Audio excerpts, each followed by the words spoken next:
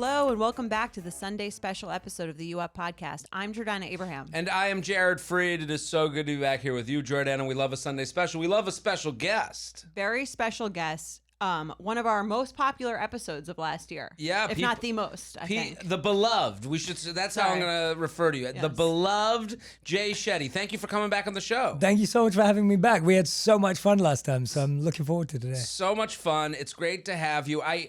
We are in awe of you and your success. I think that's something you came in the first time, and I don't want to be the guy. I don't want to. I'm a cynic on everything. I loved it. Yeah, and we got along though.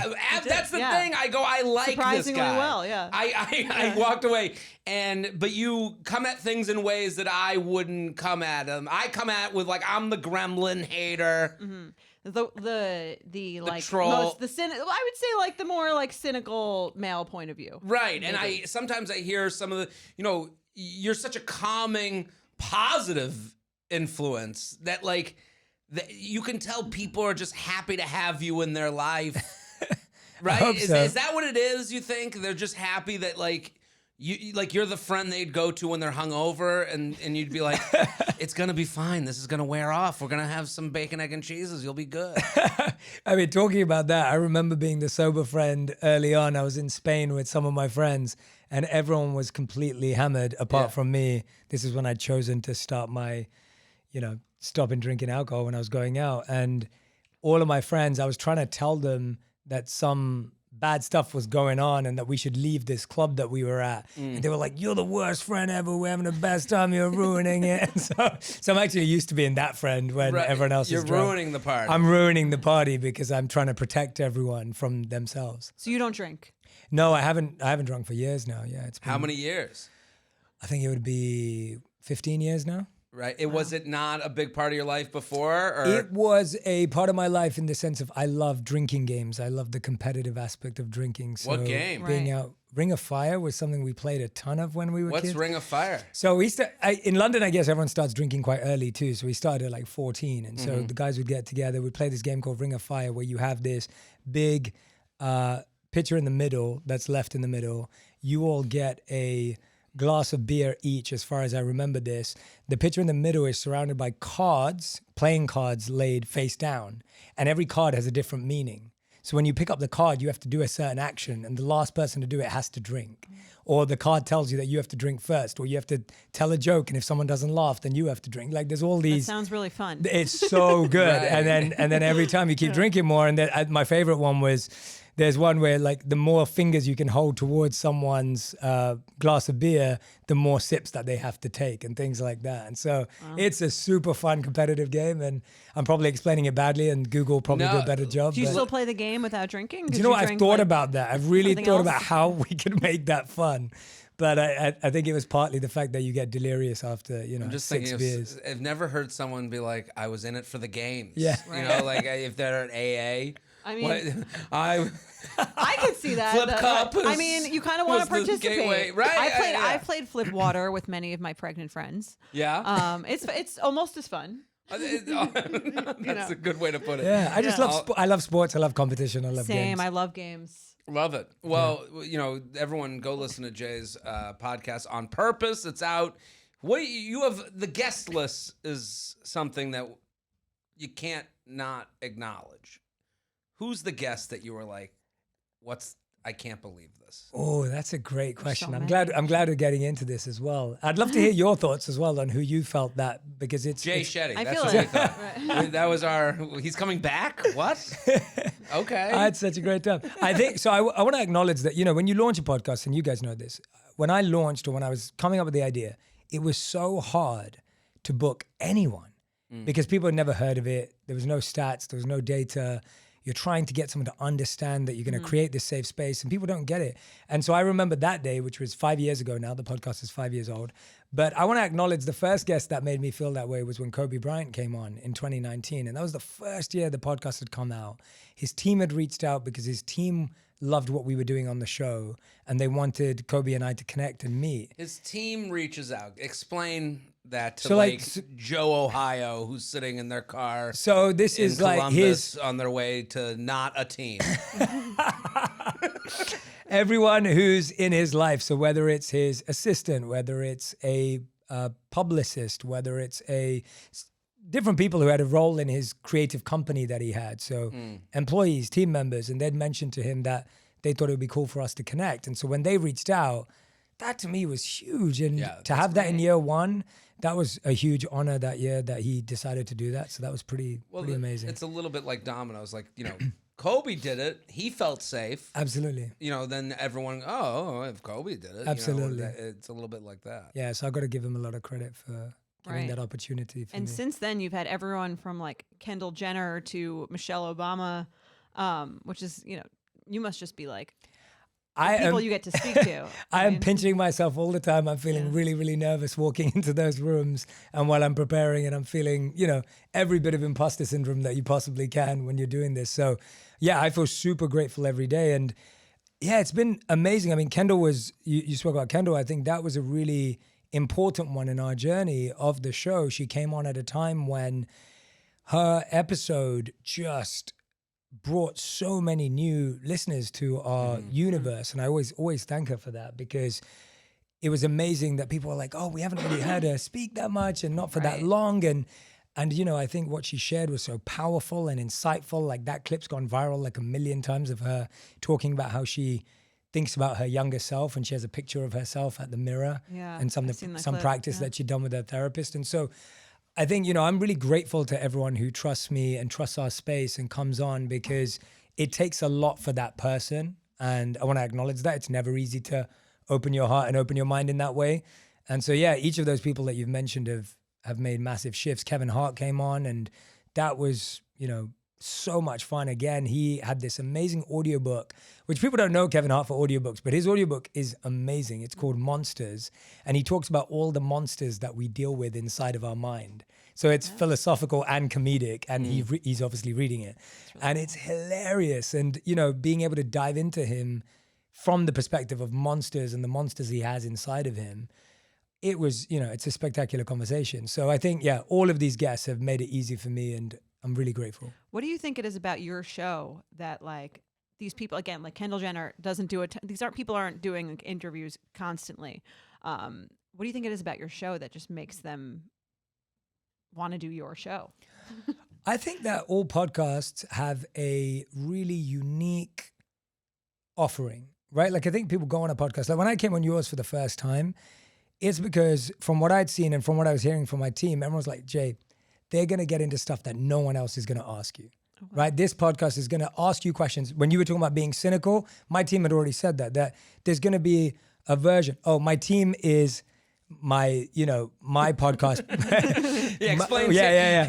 My podcast producer, who is a huge fan of the show. And she's like, I think you're going to get asked questions that you wouldn't get asked anywhere else. Okay. And so that's exciting for me, because I also don't want to have the same conversation. I want to have different conversations. Right. That's why I came here.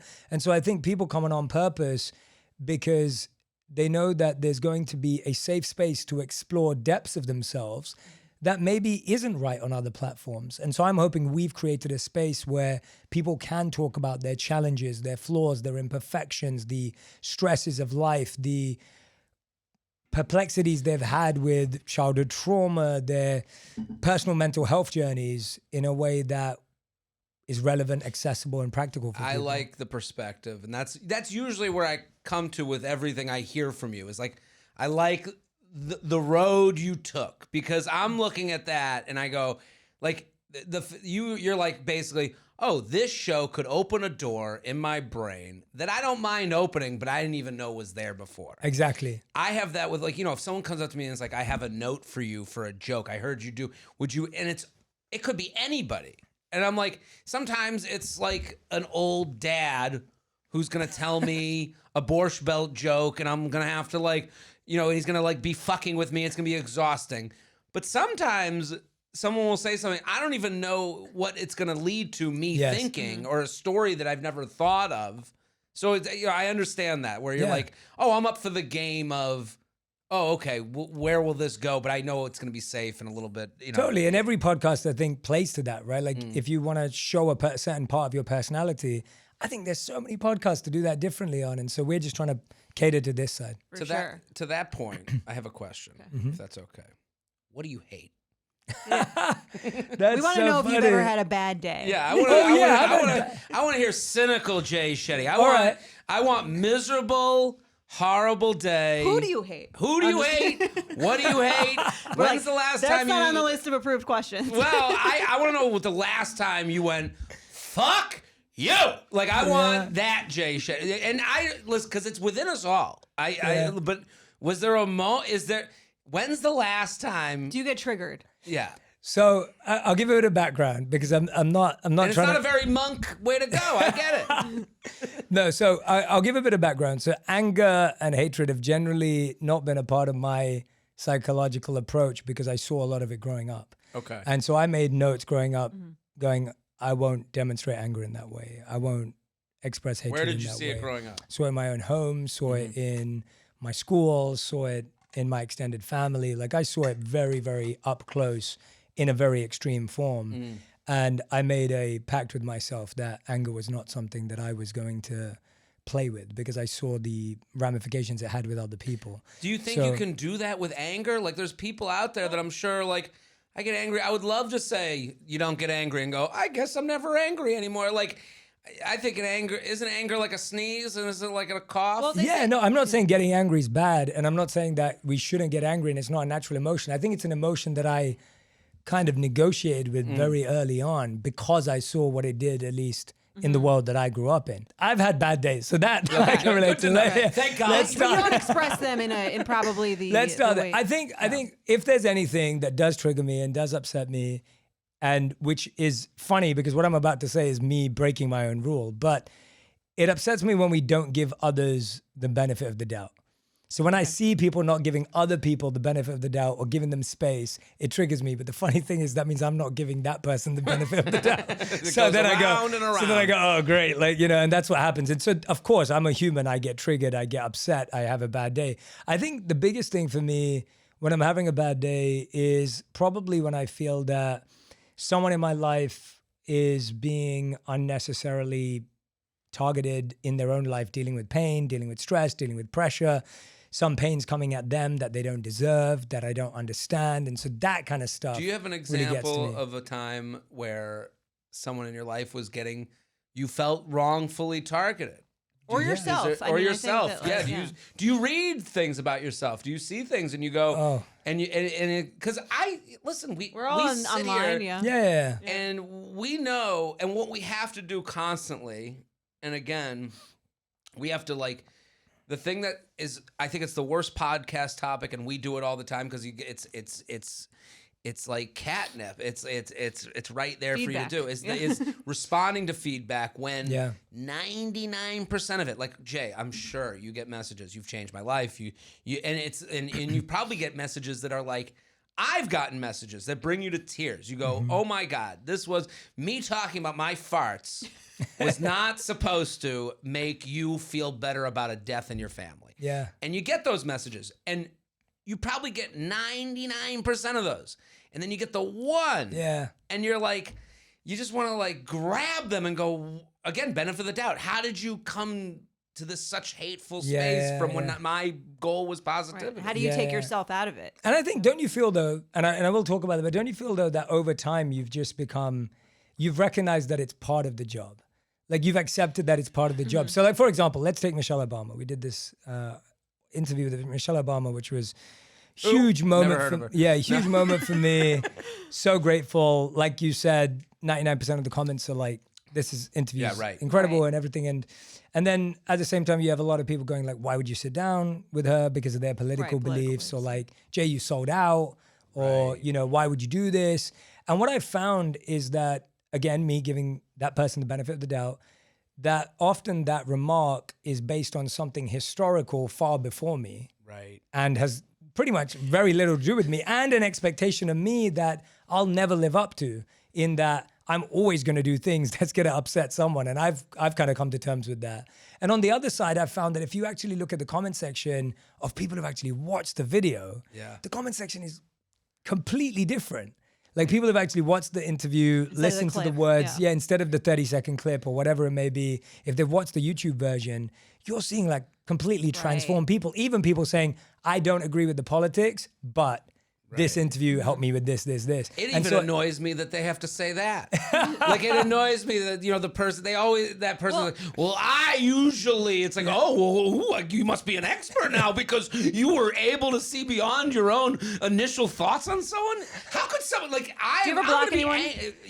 So yes, I would. Yes, my stars are just like us. Yeah, my personal rule is I'm happy for someone to leave any honest opinion of theirs as long as they're still following me. But if someone unfollows me and wants to leave a comment, then and it's hateful, then that's a comment that kind of your thing too. I think that's a fair You step. don't take feedback from anyone who doesn't follow. No, if you don't follow, I'll take the feedback. But I feel like if you're saying, Jay, I had it with you, I'm unfollowing, and then you've unfollowed and you've left other hateful comments, to me, then it's like, well, we're not in the same community anymore. We're in the same space. But if someone's following me and they want to leave lots of comments that tell me feedback or things they don't like, I will leave it up there because I still consider them a part of our community. They haven't left the conversation. Yeah. Right. I kind of think of social media as my party. Yes. And if you come in and, I block people even if they're following. You block people just because it's Tuesday. Right. I randomly go through. I'm like a benevolent dictator. I just kill a random person at random. I like this analogy with the party. I have a similar one with the house. Well, I think of it as like, this is my party. The music's playing. You have walked in. There are people here dancing. I don't care how many. I don't care. But people are happy to be here. And you came in and go, I hate this music. Let me lead you to the door. Yeah. We're going to keep the music playing. But you got to leave. You don't want to be here. It's okay. Goodbye. Right. So I'm okay with someone being at the party and saying, I don't like the music. They can stay. But it's the person who goes, all right, I don't like the music. I'm leaving. But then they still want to have their opinion be heard. And they're yelling through the window. Sounds like my mom. Hey! Right. On my way out, here's some tips. Right. Okay, so this is a dating podcast. You've written a dating book, 8 Rules of Love, which was great. I read it. Amazing. If you guys haven't read it yet from our last episode, you should check it out now. Anywhere books are sold, I assume. But you've done a lot of research on love. You wrote a whole book about it. What do you think, if you look at like the dating landscape now, what do you think is like the biggest issue? Because there's a lot of people who are, I feel like, very frustrated with it. And I mean, from our emails, a lot of women. What do you feel like is the biggest mistake people are making when they're dating? I think the biggest mistake people are making when they're dating right now is that their list of icks and turnoffs are so long and so wide and so far-ranging that you may miss out on an incredible human being because they wear jewelry and, drink their and spell your matcha with a straw, right? Like whatever it is. Like, and I started following this really funny TikTok account I think it's called Guy with the List. And what he does, and I don't even know what he looks like because he actually I don't think he's posted himself or her or them, whoever runs it. And what they do is they'll play all these found clips of people all over the internet saying their biggest ick and turn off. And then he'll add to his list. And his list is at like 600 now with all these ridiculous things. And so, and I know it's a bit tongue in cheek and it's a bit funny, but I do think it is that. Like we get turned off so quickly by things that are not actually important in a relationship. Like I always ask people, like, does this make someone inept at being a good partner? Or is it just something that you don't like about them, right? Is it a preference? And I think that preference versus priority conversation is huge. Well, that's like, not to go to Plug City, but on my Netflix special, the opening bit is about how I'm on the dating apps and you get in front of it. The dating apps offer you a menu at a restaurant and you're looking at it and you're going, well, I'm not that type of person. It's not even allowing you to smell the person, be around the person. And you say, I'm not going to date a Darlene. Mm-hmm. And then if you met a Darlene in a bar that you got along with, you'd probably date a Darlene. Like, I think the ick is a lot of time just excuses to not be vulnerable, to say no. It's easier to say no and not do the thing than it is to Right. go into it and go, well, I saw, and then you'd blame yourself once it didn't work out. You go, you should have known they drink matcha through a straw. You know, like it's easier to do that. You beat yourself up. I think that might be kind of the nature of like, we're the Google generation. This is what we do. We look up the place before we go. We don't walk somewhere unless we Google map, even though we've walked there. Like, well, it's kind of like, it seems like the issue is almost like there's too many options, right? Where you have dating 200 years ago, you're in an arranged marriage, probably you're just set up, and like that doesn't seem great, right? But now it's like if you live in a city like New York City, there's, I don't know, 1 million people maybe that you probably are in the that you could possibly date. And so you're like, well, because there's 1 million people here and there's an app that shows me people constantly, why would I settle for someone who drinks matcha lattes through a straw when there's just another great person out there that I could have? And so I think it'd be great to almost go back to that happy medium where maybe you had 10 choices, not none, not one, but not a million, maybe. I mean, you're speaking about something in psychology which is known as the paradox of choice, right? This idea that humans actually make worse choices the more choices and options that they have. Right. And this is one of the biggest reasons why we are struggling in dating, or whether the products that we purchase or whatever it may be. But yeah, I think the key is, and I like what you're saying, this balance of having enough of a pool to decide, but not unlimited. And I guess what I'm getting at is, someone drinking matcha through a straw doesn't define what kind of partner they are. Right. Whereas we like to joke that it does, right? Maybe that defines them in so many other ways.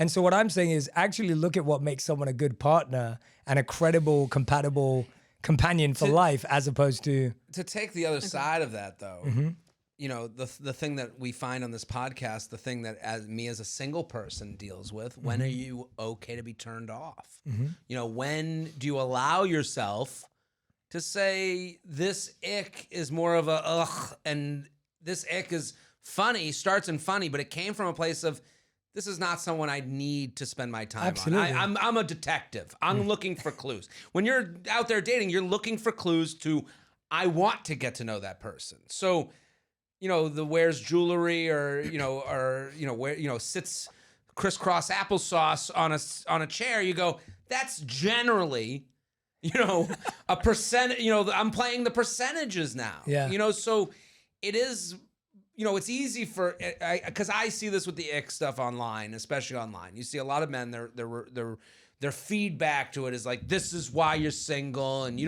gotta look through these things. And it's like, well, this person's also allowed to go, I'm playing the numbers game here of what turns me on and off. And if you do A, you'll probably do B, C, D, and it won't be a match for me. Right. So means, I mean, if you're playing the odds though, that means you're gonna have to get through a lot of people, right? Right. Like that's you need odds to play. Exactly. You need numbers. Well, how long have you been with your wife? Remind me. We've been together now it'll be 11 years this year. 11 years. And married for 8 this year. And she's basically like your only relationship, correct? In terms of currently, before? No, I mean, like in terms of like did you have His other girlfriend, relationships before? Oh yeah, I dated. Oh, you did? Before. Yeah. Okay. Oh yeah. I dated a ton before I became a monk, and then I was a monk, and then since I've left the monastery, my wife's the only person that I've chosen to be with. What's your go-to first date when you were dating? Before? Yeah. Back in the day?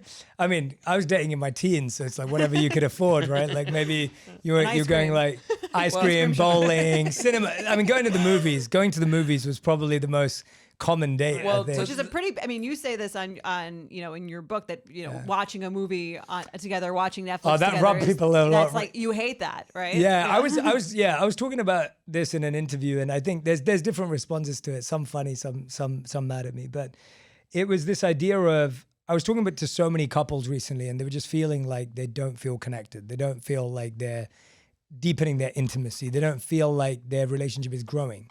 And I was just saying that, hey, if that's how you feel, then if the number one activity you do is watch a show together, but that show's not leading to an interaction, a connection, a sharing of ideas or thoughts or feelings or whatever it may be, then maybe it's because you're not doing other things together. And what I was extending out to people was this idea that I found, even in friendships, right? This applies to all relationships. They get deeper and better and more intimate and more connected when you're doing other activities together. So I encouraged, obviously, experiences, experiments, getting educated together, learning about something together, when you're growing together, you feel like you're moving in the same direction. Even if you're both doing your own entrepreneurial venture, but you come back and share your notes.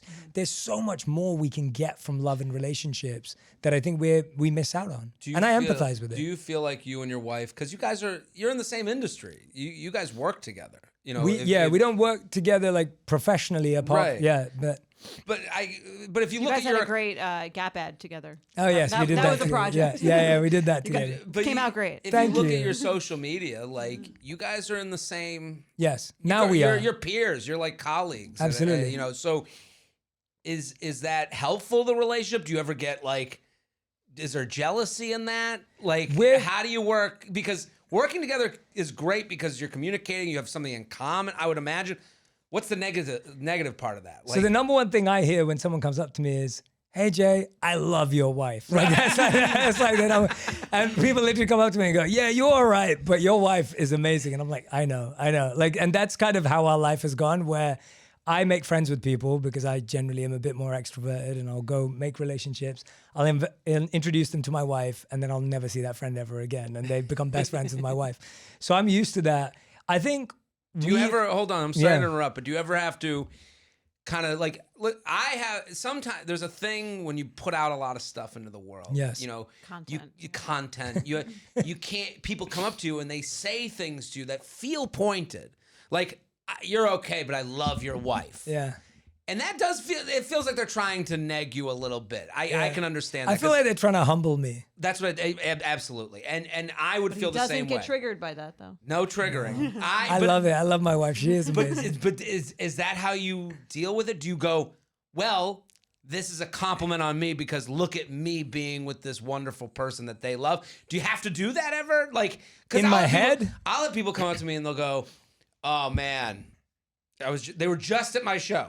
Yeah. Love the charcuterie stuff you do. I'm like, and then I get mad at the other stuff I put out. Right. What about what you just What saw? about the thing you just saw? Yeah. And I know I'm being the piece of shit. Yeah. So that is the exact point of mindfulness training. Like this is exactly. Jared doesn't meditate. Could you tell? Yeah, no, but this is This is my meditation, This is why when we're having this conversation, it's so alien to people, and it's not because I was born without anger or hatred or any of these things. Yeah. The point is that is the point of mindfulness. That when I'm hearing that, my circuit board internally is going, I love my wife. I love that someone else loves my wife. This is awesome, right? Like it's brilliant.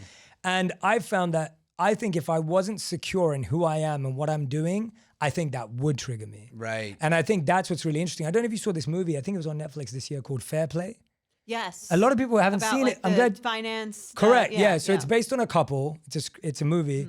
This couple are madly in love. He's just proposed. They're about to get married, but they both get put up for the same promotion at work. Okay. And Work so at a now hedge they, fund. at a hedge fund. So they're now competing in an ultra competitive environment for the same job. I'm not going to tell you anymore if you haven't seen it.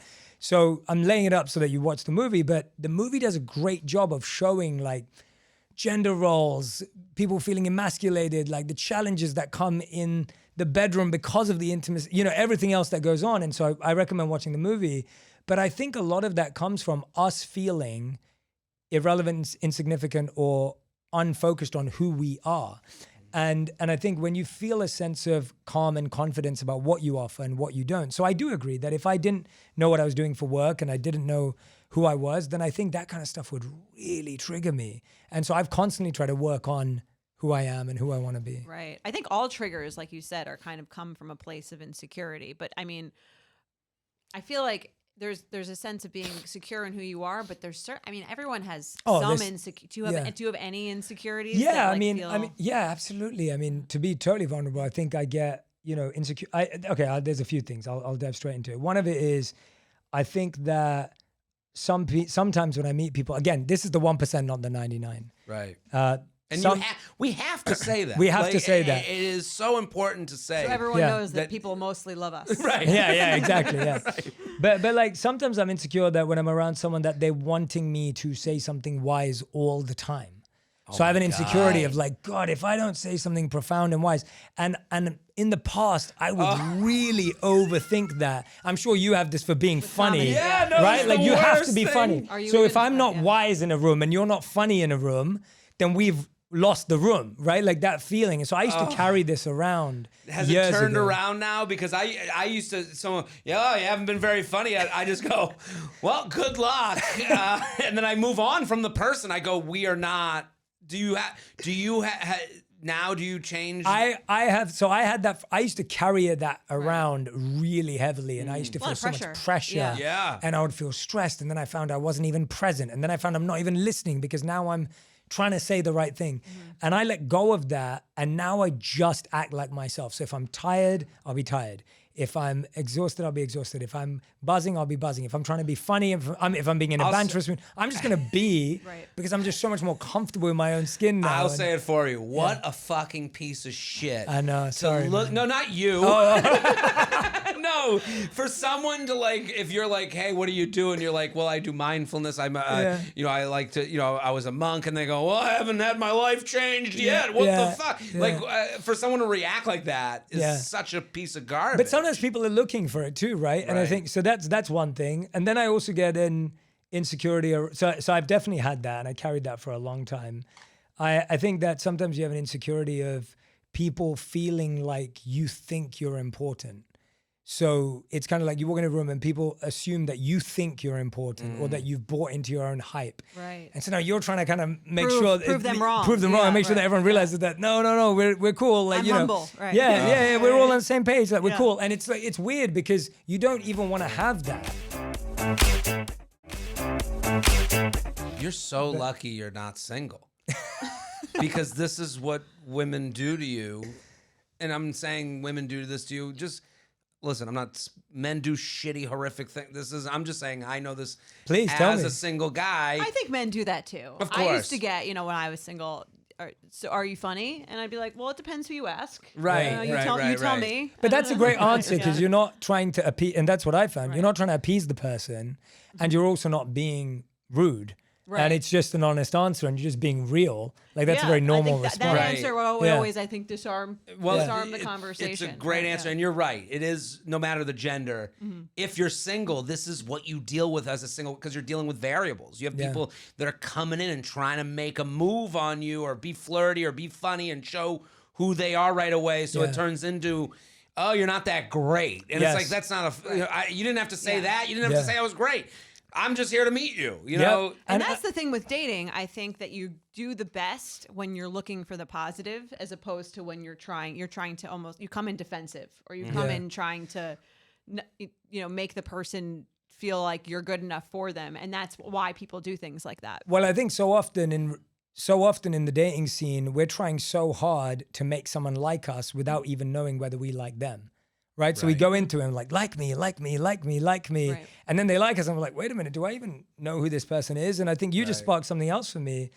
This just came to my mind and kind of gone. Let me see if I can find it again. The insecurity that you just sparked for me, that was great. Maybe it'll come back. It will come back to me later. But there was something profound. There was another. Yeah, that's why I lost it, because I had that insecurity. I was like, let it go. Right. Well, it's more about their insecurity when people try to take you down a notch so that they can show you that they're like on your level. Yeah. Right. And you can't know that when you're 22. Like, that's just the thing. Like, that is aging too. Yeah. Like, so much of this isn't genius. It's growing up and going and being self-reflective. Like, it takes time, because I know exactly, when I was 25 starting comedy, I remember this guy sat next to me in a bar.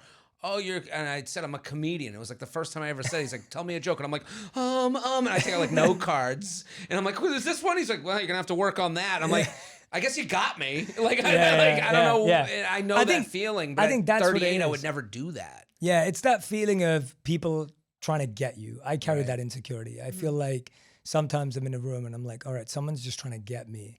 And that's an uncomfortable anxiety and nervousness to carry around. And I was speaking to, people who are far more, successful and everything else than I am. And they were saying to me, like, just the amount of anxiety they carry, because every word they say is going to be analyzed, overanalyzed, printed, scripted, put out there for the world, Right. And so you start, and that's for people, I'm talking about people who are, who every word that they say is the front page. Politicians. Of a new, or Kendall Jenner. Yeah. Like, Kendall Jenner says one thing Yeah. off script that's written down. Yeah. She's apologizing it for a month. Right. Totally, yeah. People don't Yeah. forget. Like, look at Kim. People never work anymore. Yeah, so you carry a little, you start carrying a tiny bit of that, you know, Yeah. you start worrying. And one of the things I was thinking about that you raised, which isn't about dating, but maybe it comes into that, was, you know, there was a time when things were really starting to take off. And I've generally been someone who, despite challenges, despite things that are going wrong, I've always tried to focus on the wins and amplify the greatness and the goodness, because I believe that attracts more abundance. And so I've generally been that way, and I've always been like that. What do you And mean? In the sense of, like, for example, if you like, have a win, you're like, celebrate the win? for example, I mean, is, you know, is it hard doing what we all do? Of course it is. It's challenging. Right. But I look at the things I'm grateful for far more than I'll focus on the things that are challenging, because I think that's a healthier way to live, or it's a way I like to live. Right. And at one point I realized when I was doing that, I saw that a few of the people I was hanging around with, I could tell that me sharing the growth that I was having was rubbing them the wrong way. Right. And so whenever I was with them, I would now try and be more negative to be more relatable. And it was an insecurity that I had, because I was like, well, I need them to feel comfortable around me. So I'm going to start saying things that are going wrong so that they do realize my life is hard and bad and all the rest of it.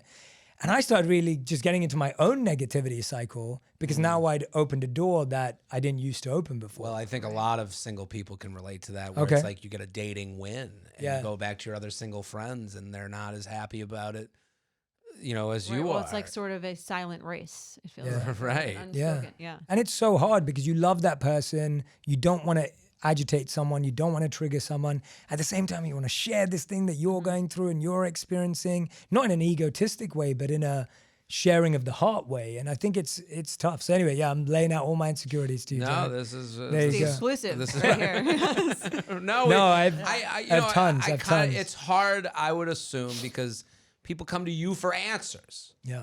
and you give them answers that are very concrete and said very well, and something that they can kind of go repeat to themselves in those times of their own insecurities.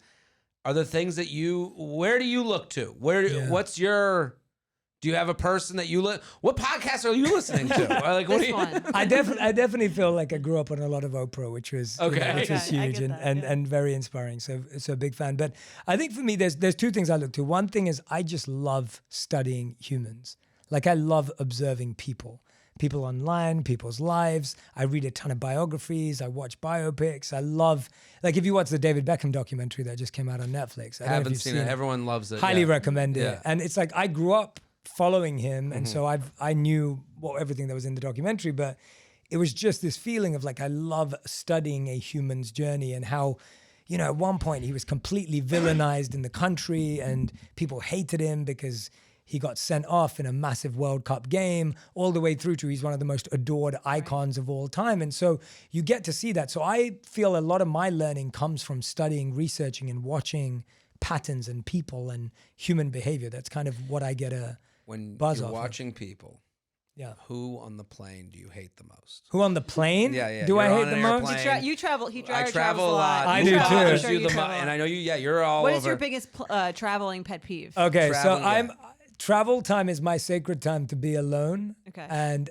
not I believe in engaged. that. It is Yeah. a great time to Switch off. cry, to switch off, and to like really say, I'll eat and drink anything I want. Yeah. It's game over. I'm with you. Because you said like there's a lot of pressure to feel like humble. There's a lot of pressure to feel, I'm sure, to like be the most zen friendly. No, I'm just whatever looking version over of while- yourself. while Like, I'm- Do you ever have to be like to someone like, this is actually my sacred No. time. I don't wanna... It's more like while I'm catching up and selling Sunset, and the person next to me going, "Does Jay Shetty watch Selling Sunset?" You know, it's that kind of feeling of like, "Oh God, I'm gonna get judged for what I'm yeah. watching now." You know, it's that kind of feeling of like, "Please don't judge me." So yeah. Well, this is so great. We're happy you're a FOSS, a friend of the show. Yes. I like this. Yeah. I like so that. we're gonna do we want let's to do an email. Let's do a red flag or deal breaker because I Let's want play to know some if you red have flag any deal deal breakers. Yep, breakers. absolutely. Okay. We play this game every episode of the podcast. Do I need to use this? It just says We can the read email them on it. to We you, can read it. yeah. We'll read it to you. You can see the screenshots if you want. We play this game. You're on a date. You're having the best first date ever. This one thing happens. You have to decide: is it a red flag? I see it, but I move on, or is it a deal breaker? this is it for me. I can't go I'm out out. with this person. So red flag means you see it, but you carry. Red flags means like it's kind of weird, but I'm gonna go on another date with Oh, them. okay. Oh, Yeah. right. Okay. Where it's just a red flag versus a deal breaker is like Understood. I'm out. Understood. Okay. Got it. And these are user submitted. Yeah, so these are real Wow. scenarios. Okay, ready? Yeah. Do you want me to go? You can read it, yeah. Okay. Hey, J&J, longtime listener, first time writing in. I have a particular red flag or deal breaker that I experienced in online dating recently, and I need to know if this is as wild as I believe it to be. Again, this is kind of what, going back to what we're talking about with the ick and all that stuff, is like, it's almost as if people don't know their own taste buds when it comes to people. And I think that's the thing with the ick, when people go, is this enough? That they're asking a lot of times. For a bit of context, I'm a 31-year-old woman and have been on the apps since 2018. Recently, I joined a new app, matched with a guy, and started a conversation based on his profile. He gives a couple friendly responses before saying, I also made a blind date quiz if you're interested. I was curious about what it could entail, so I opened it up and I could not believe what I was reading. The scaled questions were a bit confusing to me at some points. My belief on weed use. Does this mean my personal weed use or the use in general? I live in Canada. It's legalized. They want you to know it's legal. and readily available. Don't come after this person. We've already called the authorities. As a teacher, relax, Jared. I teach high school music. Still a teacher. I'm on here. I'm out there with my opinion that I wouldn't date a teacher. Got Some it. people Yeah. give me crap about it. Okay. I couldn't get over how unclear this whole thing was and the absurdity of the entire thing in general. I filled out the form, and in order to be considered 100% for a date, you needed to score at least a 75%. So to go out with, so you I can't believe this woman filled this out. I mean, I can't believe it either. Talk about a douchebag. Let's see if you're good enough on my test. I got 19 out of 29, a 65%. Womp womp. Fail. Or is that a D? It's a D. Maybe. Well, it's fail for her, no date. Yeah. It even showed you afterwards what answers you got, quote unquote, wrong. I know that this could be a fun way to screen someone, as it's important to be respectful of other people's time, and even an interesting way to gain some insight / talking points for a date. But this whole thing just gave me the absolute creeps. Do you have any thoughts from a confused and quizzed out Beck? And Wait, so I'll- this guy sent the quiz. Yes, he sent the Right, quiz. right, I'll yeah. give you some of the examples. Yeah. These is rank from 1 week to 5 strong. Things like value generational wealth creation, time for socialization, kinkiness in bed, following the And they've never met. no, never met, current thing.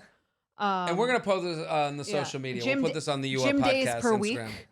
Okay. Gym days per week. Deal breaker. Yeah. Deal breaker. Let's just, I mean, I think you were saying before that like people are out on their icks of too many things. I think this is a different level. though. yeah, You this would is agree. insane. I mean, putting someone on a test to go out with them. I mean, the whole point of dating is to discover these things naturally and see how people feel Right. and be curious and learn about someone. I mean, you know, even if someone scored 100% on that test, I'm sure they'd score 100% and not go on that date, because why would you want to do that, right? Like if someone's giving you a ranking to see whether they're ideal. I agree. The test itself, I agree. It's like it's Yeah, we're it's talking about the test. horrific. But you know, it's interesting. If someone got 100% on the test, that means they agree on everything. Yeah. I guess this person would say, "I'm going on the date with someone who I literally performed 100% on Yeah. my test of my own imagination." Yeah. Right. I guess you're looking for someone that you'll never disagree with ever, which Yeah. I don't know if that's I don't something even know if it's want. possible. Right? Well, you see people come up with this stuff kind of after they've been on the apps for a while, I think. And that's probably the reason why she took the test too, is you get a sense of like, you get a feeling of I cannot waste any more of my time Yeah. going on more bad dates. So you try to cheat the system by creating something weird like this. Right. Yeah. But it really shows a lack of awareness of what actually makes a good connection and what makes a good date. And I think like a lot of it is like pheromones and just like the vibe you get from someone, which you could never really understand or get a sense of with a quiz like this. Yeah. Right. I guess like debating something. I guess what's to debate? Like loyalty? like Right. body, dick Who size, and who looks. feels weak about loyalty? Right. Like the one of them Massive says, cheater. Value Right. physical body, dick size, looks. Like, how do you know? I guess if you're put to answer that, you have to answer that. But it's kind of a crazy question to be like, oh, let's make sure you're good with Right. Yeah, it would make a good TV show though. It's funny. to have people take these Yeah, tests yeah. and then go out. Yeah, Go out with absolutely. someone you Right. failed Are with. they Go out with actually someone you went compatible? 100% Yeah, with. exactly. Right. Yeah, You're right. Yeah. Yeah, That'd be cool. It's the thought. The deal breaker to me isn't asking questions like this over the course of Agreed. dating. Agreed. That's what I'm saying. Right. It's the I think so highly of myself. I'm the arbiter of what dating is today. Yeah. Right. I have an application process. It's Yes. like, Yes. get a- That's right. exactly what it is. Yeah. Like get a matchmaker. Yeah. Who would ever be at that wedding and hear that story and be like, "Oh, this sounds great." I want to be an employee of you. Right. Yeah. It's just yeah. Do we have another one? I think that's what we got. That's We the did it. game. Yeah. This is the game. So deal breaker. I'm glad we're all Yeah. aligned. I'm glad we're Yeah. aligned. Yeah. Right. Yeah. Yeah. This was so great Jay having Shetty. you Thank you for on. having me I back, always have the yeah. best time when you come on. Oh, you're very sweet. Welcome back whenever you're in Thank town. you. Best. Yeah, I'm a Foss. You're Yeah. a Foss, friend of the show. Or Fots. Fots. Yeah, Fots. Fots. Fots. Yeah. That sounds Boats, better. spots. Fots are, I always have friend of the pod, Fot, Fat. something like that. I don't Keeps know. getting worse. Right. We write to edit. Yeah, no, listen, I will say, being in the room with you, you do have this filling energy to you. Do people say that to you a lot? I don't know. It's like a star power. Maybe It's a sometimes. star X factor. power, breath of fresh air. I love it. Everyone go listen to Jay's podcast. Go follow Jay if you don't already. Read the book. Read the book. It's all there. He's fantastic. I'm Jared Freed. We're here every Wednesday and Sunday with solving your dating needs. And we did it again. We did it again. We'll be back on Wednesday. Bye. Boom. The You Up podcast is produced by Jorge Morales-Pico, Sean Kilby, and Candice Maniga. Editing by Jorge Morales-Pico and Shannon Sassone. Social media by Candice Maniga. Guest booking by Ali Friedlander. Be sure to follow at u.up.podcast on Instagram and send us your emails to uup@betches.com.